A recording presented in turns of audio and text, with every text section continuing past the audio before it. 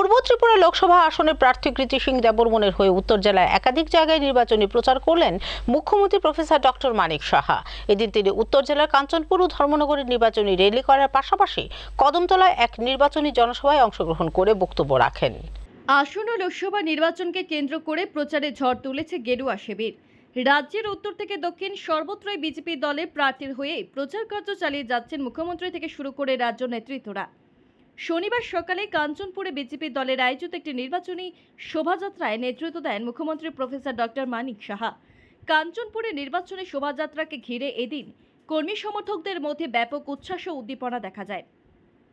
কাঞ্চনপুরে শোভাযাত্রা শেষ করে তিনি কদমতলার একটি জনসভায় অংশগ্রহণ করে বক্তব্য রাখেন। এই জনসভায় মুখ্যমন্ত্রী ছাড়াও মন্ত্রী টিঙ্কু রায়, পূর্ব ত্রিপুরা আসনের প্রার্থী কৃতি সিং দেববর্মা সহ অন্যান্য নেতৃত্বরা উপস্থিত ছিলেন। কদমতলা জনসভা শেষ করে তিনি ধর্মনগর শহরে আয়োজিত এক বর্ণাঢ্যময় র্যালিতে অংশগ্রহণ করেন। এদিন সন্ধ্যায় ধর্মনগর শহরে আয়োজিত র্যালিতে মুখ্যমন্ত্রী ছাড়াও স্থানীয় বিধায়ক তথা বিধানসভার অধ্যক্ষ বিশ্ববন্ধু সেন সহ অন্যান্য নেতৃত্বরা উপস্থিত ছিলেন। এদিকে র্যালির পাশাপাশি কদমতলা নির্বাচনী জনসভায় বক্তব্য রাখতে গিয়ে মুখ্যমন্ত্রী বলেন, মোদিজির সময় সংখ্যালঘু মহিলাদের ৩ তালাক আইন করে বন্ধ করা হয়েছে, যার ফলে সংখ্যালঘু মহিলারা মোদিজির পাশে রয়েছেন।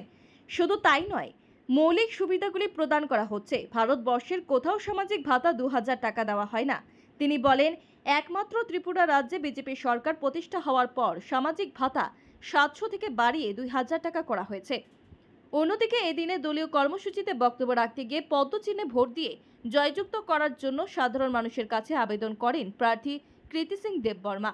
এদিন কাঞ্চনপুর ধর্মনগর র্যালি এবং কদমতলা জনসভাকে ঘিরে কর্মী সমর্থকদের মধ্যে ব্যাপক উচ্ছ্বাস দেখা যায়।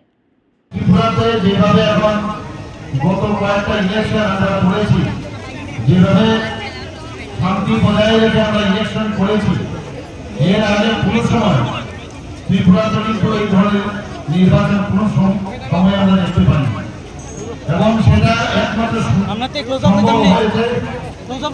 আমাদের যশস্বী প্রধানমন্ত্রী নরেন্দ্র মোদীজির মার্গদর্শন। আমরা জানি যে ত্রিপুরাতে দুটো আমাদের আসন লোকসভা, একটা পশ্চিমে একটা পূর্বে। যারা সমর্থন করেছেন আইপিএফ এবং ত্রিপুরা মাথা, এখন আমরা দেখতে পাচ্ছি যে সমস্ত পাহাড় এবং সমস্ত সব একাকার হয়ে গেছে।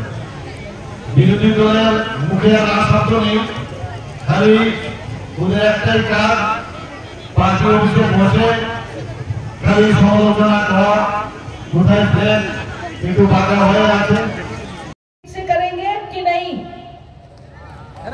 आपको विश्वास है कि नहीं? तो भैया आवाज जोर से बोलो, हमारा मुख्यमंत्री को विश्वास दो।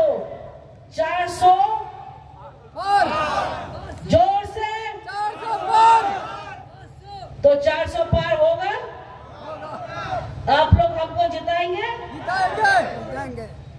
जरूर जरूर नहीं बोलो,